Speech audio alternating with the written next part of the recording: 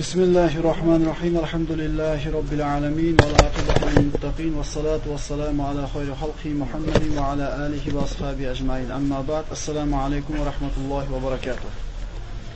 Rasululloh sallallohu alayhi ve sellem merhamet qiladi. Hayrul quruni qarni, thummallazina yalunahum, thummallazina yalunahum.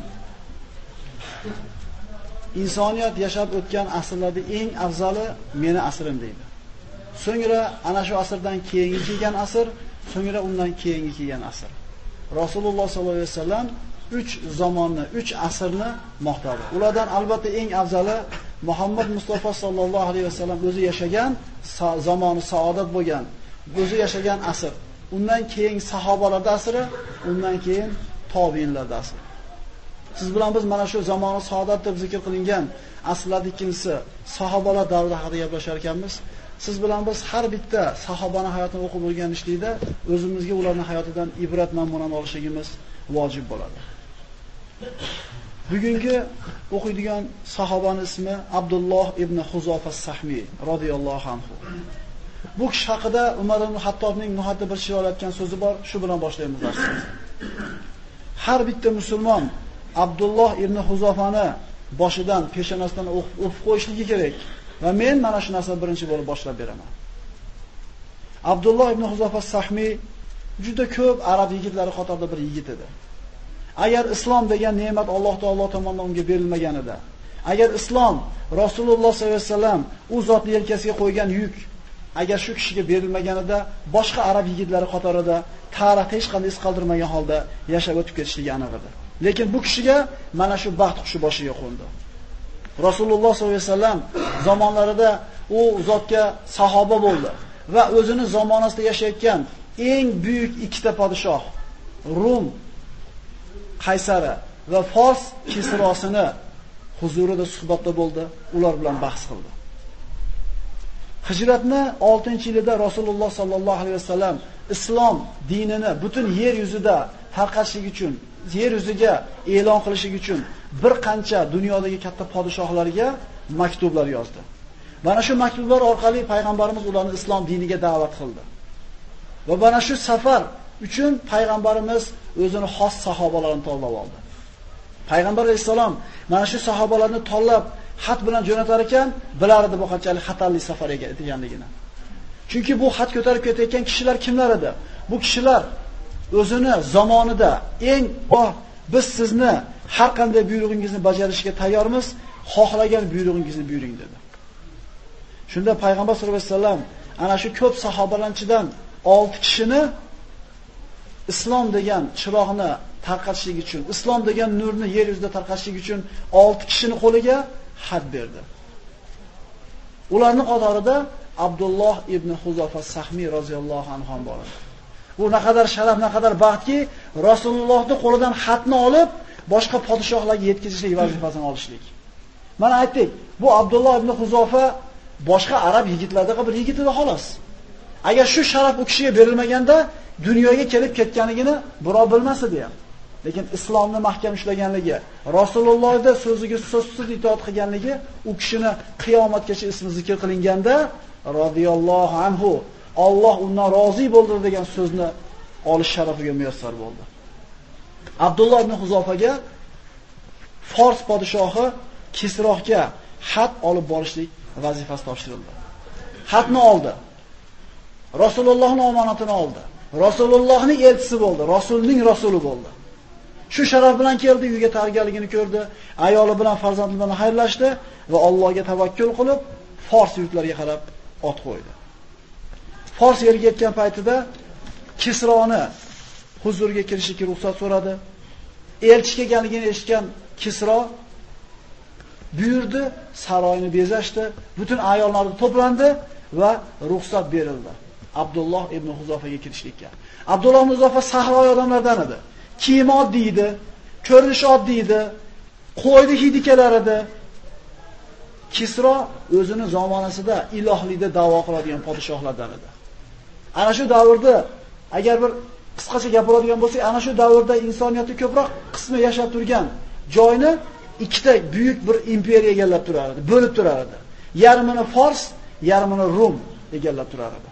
Ana shu dunyodagi eng qudratli ikkita mamlakatda bittasiga Abdulloh payg'ambarimizning risolatini, xatini ko'tarib bordi. Unga ruxsat berildi, kirdi.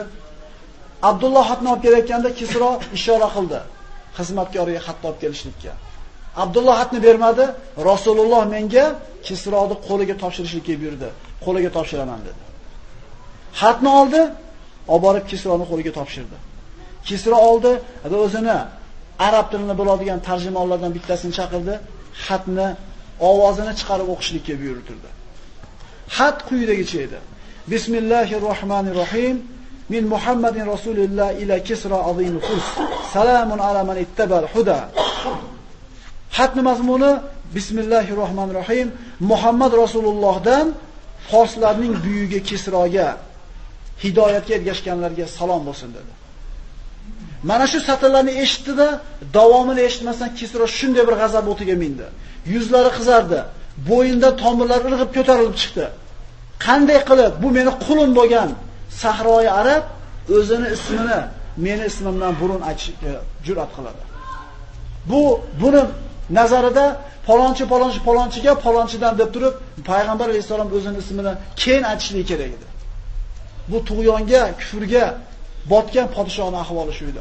Xatni qo'lidan oldida yirtib tashadi. Abdullohni haydab chiqarishlikka buyurdi. Abdullohni sahrodan olib chiqib irg'itishib yubordi. Abdulloh endi nima bo'lishligini o'ylandi. Endi nima bo'ladi? Xatni yirtib yubordi. Payg'ambar sollallohu alayhi vasallamdan so'ramagan ekan nima qilishdi. Agar yirtib olsa nima qilaydi? Eng asosiysi payg'ambarimizning buyrug'i bajarildi. Endi bu yoqqa qizig'i yo'q, otini sahroga qarab chopdi, ketdi. Kisro g'azabdan tushgandan keyin Abdullohni topib kelishga buyurdi, lekin ancha uzoq yo'lga ketib qolgan edi, uni topisha olmadi. Payg'ambar sollallohu alayhi vasallamga bu xabarni yetkazganida, "Ya Rasululloh, sizni xatingizni yirtib tashladi" deganda Alloh taolo uni mulkini yirtib tashlasin dedi. Haqiqatan yirtib tashladi Alloh taolo. 1000 yildan ko'p turgan Fors imperiyasi musulmonlarning qo'llarida vayron bo'ldi. Musulmonlar g'olib bo'ldi ular ustidan. Bu Kisro ana shu davrlarda Yaman, mana biz bilgan Yaman forslarga tobe edi. Yamandagi Kisro o'zini valisi bo'lgan Bozon degan podshohga xat yozib aytdiki, ana shu arablarning ichida payg'ambarlikni da'vo qilayotgan Muhammad degan ismli kishi chiqibdi. Ikkita bir kuchli odamini jo'natgan, meni oldimga olib kelsin dedi. Bozon bu hatto ishga olganidan keyin ikkita baquvvat kuchli polvonlaridan Madinaga jo'natdi. Madinaga kelib payg'ambar bilan uchrashdi. Seni podshohlarning podshohi Kisro bizni podshohimiz Bozonga mana xatni yozdi, biz bilan ketishlikka tayyorgarlik ko'p. Bo'lmasam kuch bilan olib ketamiz dedi. Rasulullohga tahdid qilishdi. Rasululloh sollallohu alayhi vasallam aytdi, ertaga kelinglar, ertaga xabarni aytaman sizga, javobimni aytaman dedi. Tong otdi kelishdi.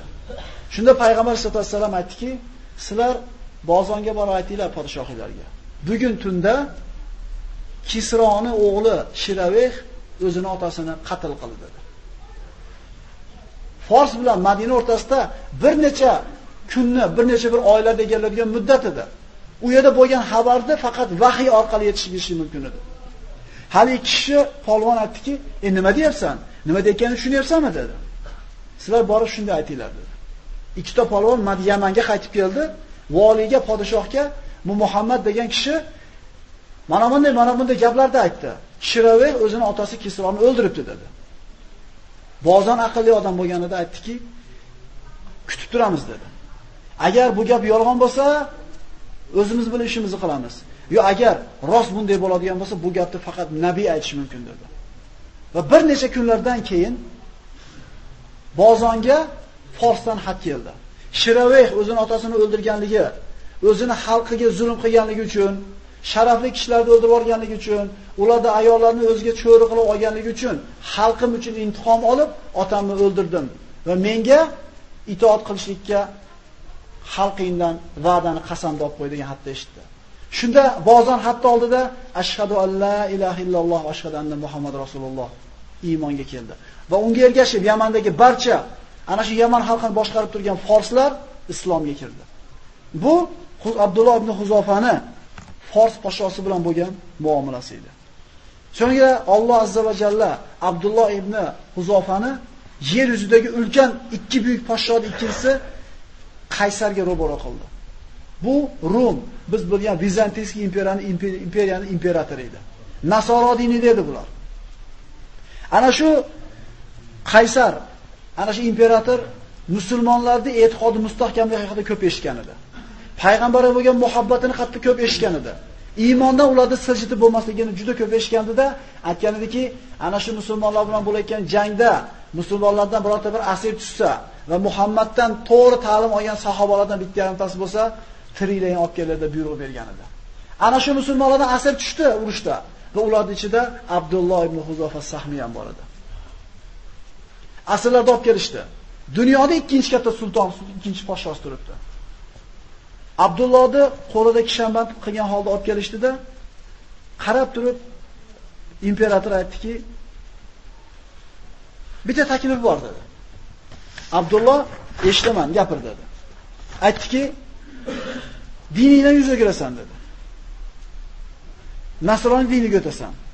Senga bir ko'p hadiyalarni beraman dedi.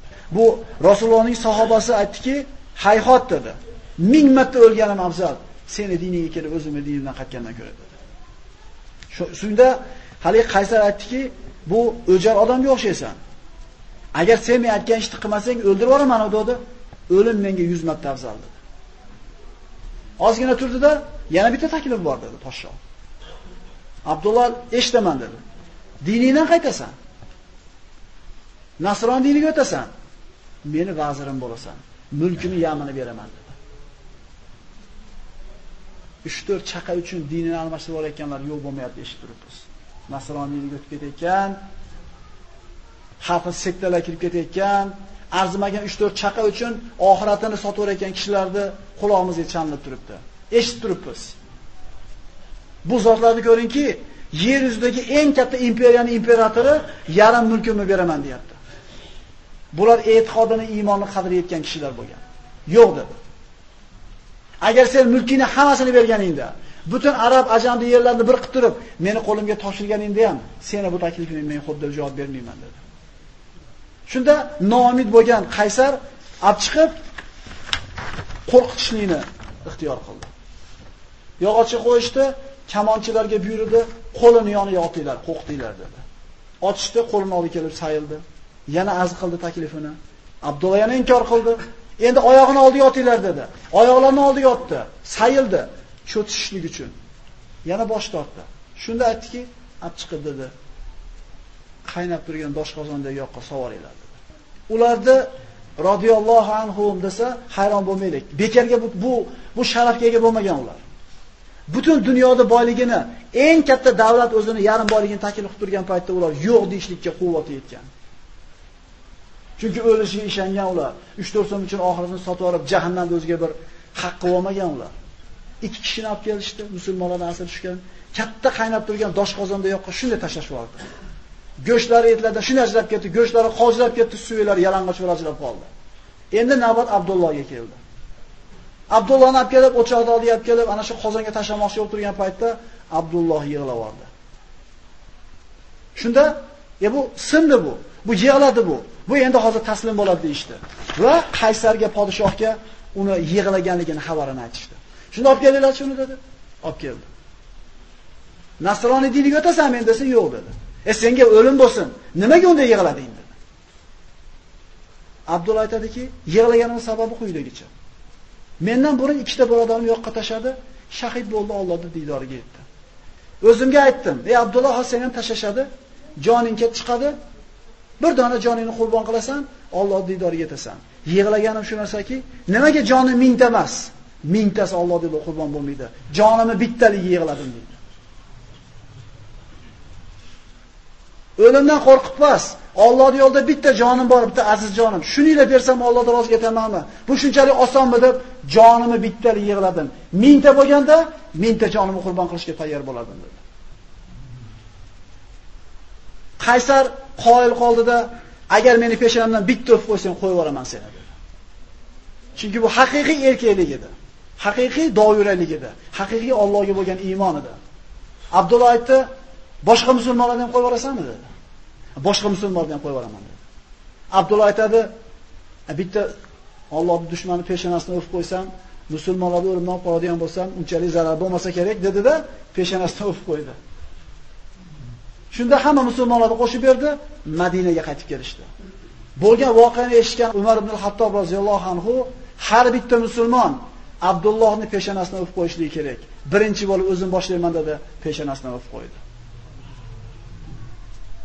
Rasululloh sollallohu alayhi vasallam bekarga qaysinisini etagini ushlasanglar, albatta sizlarni to'g'ri yo'lga yetaradi, bekarga aytgan emas. Bularning ichida kuchga to'lgan polvonlari bo'lgan, boylari bo'lgan, miskin kambag'allari bo'lgan. Har bittamizga bittadan ibrat namuna bo'lishga loyiq sahobalar bor. Bizning haqiqiy kumirlarimiz, bizni til bilan aytganda, mana shu sahobalar. Shularni o'rganishimiz kerak bo'ladi. 3-4 so'm ozgina dunyoda chaqasi matosi deb turib oxiratni almashtirib bo'lmaydi dunyosiga. Parvardigoro eshitgan ma'ruzalarga amal qilishimizga tavfiq bergin va qiyomat kunida mana shu sahobalarning qaysi biri bilan bo'lsa ham yonida birga turishni nasib qilgan bo'lsin. Assalomu alaykum va rahmatullohi va barakatuh.